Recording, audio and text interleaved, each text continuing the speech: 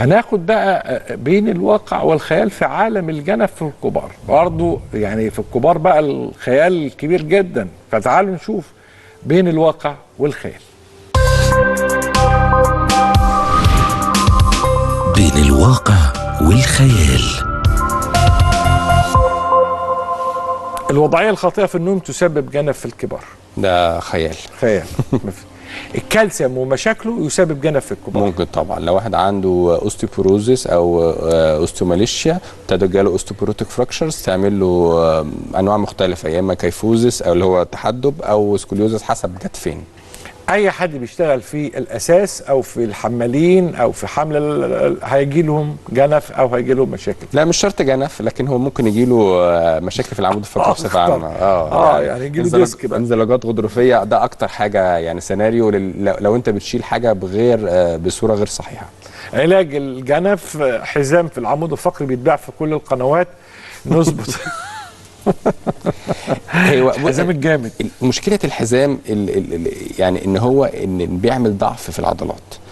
يعني انا دلوقتي لو حد عنده مشكله في العمود الفقري ولبس حزام فتره طويله، العضلات بيجي لها وهن، وده بيزود المشكله. فلما يقلع الحزام يحس ان هو ايه، ظهره سايب، فيلبسه تاني ويفضل متعود عليه لغايه ما يزود المشكله.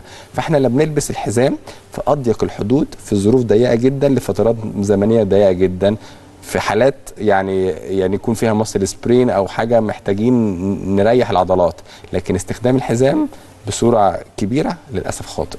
بعد عمليه علاج الجنف ممكن يحصل مشاكل في الولاده الستات؟ لا يعني الحمد لله. يعني الحاجه الوحيده اللي ممكن تاثر هي التخدير. يعني لو حد عمل عمليه جنف ومسك في يعني عملنا تثبيت في الفقرات القطنيه، بيبقى التخدير النصفي ممكن يبقى فيه صعوبه، يعني مش مستحيل لكن بيبقى فيه صعوبه، لكن الولاده نفسها والحمل نفسه ملوش علاقه بالجنف خالص. يعني لو انت هتحملي وانت عامله عمليه جنف ما ينفعش التخدير النصفي ليكي في الولاده بالاغلب. الافضل يعني مش فارقه، يعني نعمل بقى تخدير كلي وخلاص، ولا اعملي ولاده طبيعيه.